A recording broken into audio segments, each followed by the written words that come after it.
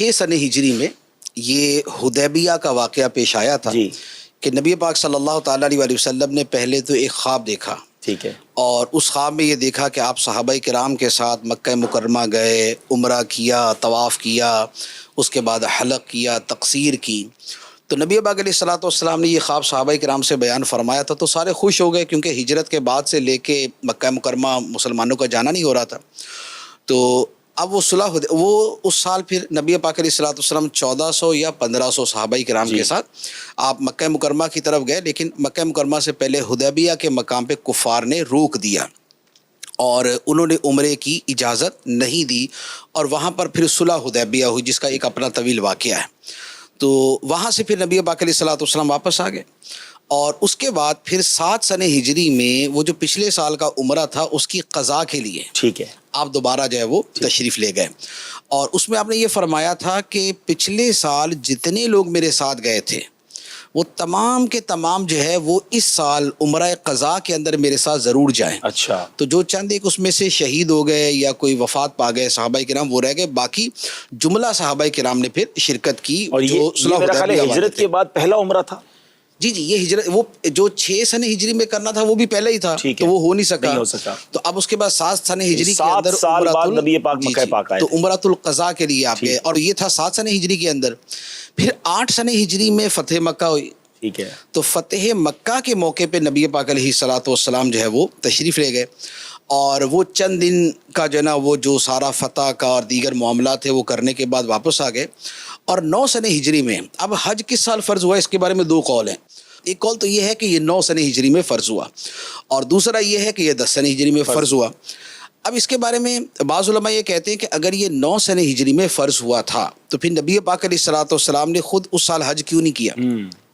جبکہ حج کا حکم یہی ہے نا کہ جس سال فرض ہو جائے اسی سال کیا جائے. ٹھیک ہے، تو اس کا جواب یہ ہے کہ یہ حکم تو اس لیے ہے کہ اگر کوئی شخص تاخیر کرے گا اور اس کا انتقال ہو گیا تو پھر حج اس سے ادا ہی نہ ہوا تو گناہ گار ہوگا.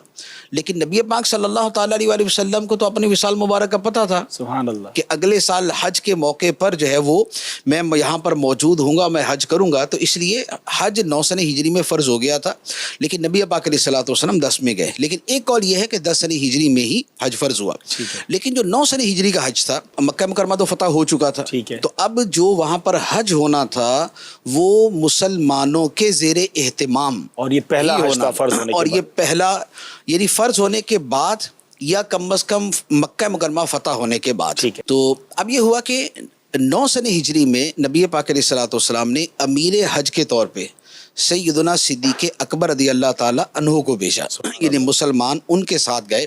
تو جو پہلے امیر حج ہیں وہ سیدنا صدیق اکبر رضی اللہ تعالی عنہ. سبحان اللہ. اور جب آپ چلے گئے تو اب پیچھے سے سورہ براءت نازل ہوئی، تو نبی پاک علیہ الصلوۃ والسلام نے پھر حضرت علی سے فرمایا کہ اب آپ جو ہے وہ پیچھے جاؤ اور جا کر وہاں پر سب کے درمیان میں مکہ مکرمہ میں جا کر یہ آیات پڑھ کے سنا. وہ 30 یا 35 آیات تھی. تو بیسیکلی اصل یہ تھا کہ 8 سن ہجری میں جو حج ہوا تھا نا، یہ تھا مشرکین کے غلبے کے ساتھ، کہ ان کی اس وقت تک ان کا تسلط تھا. 9 سن ہجری میں مسلمانوں کی حکومت تھی وہاں پر، تو 8 والا تو ٹوٹل ان کے اس پہ ہوا، اور 9 والا جو ہے وہ صدیق اکبر رضی اللہ تعالیٰ عنہ کے زیر اہتمام ہوا. لیکن اس میں مشرکین نے بھی شرکت کی. جبکہ خانہ کعبہ کے بارے میں اللہ تعالیٰ کا یہ حکم نازل ہوا تھا، یا ایھا الذین آمنوا انما المشرکون نجس فلا یقربوا المسجد الحرام بعد عامہم ھذا، کہ اب مشرک جو ہے وہ اس سال کے بعد یعنی 9 سن ہجری کے بعد اب یہ دوبارہ مسجد حرام کے قریب نہیں آئیں گے، اب ان کو حج کی اجازت نہیں ہوگی. تو اب یہ جو احکام تھے چونکہ یہ بعد میں نازل ہوئے، اور یہ احکام تھے مشرکوں سے ہونے والے بہت سے معاہدوں کے اختتام کے بارے میں، اور ایک بہت ایکسٹرا آرڈنری حکم تھا یہ کہ جس میں ٹوٹل جو ہے وہ مشرکوں کو منع کر دیا گیا کہ وہ حج نہیں کریں گے. تو اب اہل عرب کا طریقہ یہ تھا کہ یا تو جو اصل حکمران ہے وہ یہ اعلان کرے، یا جو اس کا قریبی رشتہ دار ہے وہ اعلان کرے. تو پھر نبی پاک علیہ الصلوۃ والسلام نے مولا علی رضی اللہ تعالیٰ عنہ کو بھیجا کہ آپ جا کر جو ہے وہ یہ اعلان کریں، اور اپنی اونٹنی عضبہ جو ہے وہ نبی پاک علیہ الصلوۃ والسلام نے عطا فرمائی، اس پر بیٹھ کے مولا علی گئے. اور جب وہاں پر حج کے میدان میں حضرت صدیق اکبر رضی اللہ تعالیٰ عنہ پہنچے تو پیچھے سے نبی پاک علیہ الصلوۃ والسلام کی اونٹنی کی آواز آئی. تو آپ تو فوراً چونکے کہ سرکار کی اونٹنی تھی، اس کا سرکار تشریف لے آئے. لیکن جب مڑ کے دیکھا تو پیچھے حضرت علی شیر خدا رضی اللہ تعالیٰ عنہ تھے. تو پھر انہوں نے بتایا کہ مجھے سرکار علیہ الصلوۃ والسلام نے اس اعلان کے لیے بھیجا. تو خطبہ حج جو ہے وہ حضرت صدیق اکبر رضی اللہ تعالیٰ عنہ نے دیا، اور وہ جو اعلان براعت تھا اور سورہ براعت کی جو آیات پڑھنی تھی وہ حضرت علی رضی اللہ تعالیٰ عنہ نے پڑھی. تو یہ تھا 9 سن ہجری کا حج.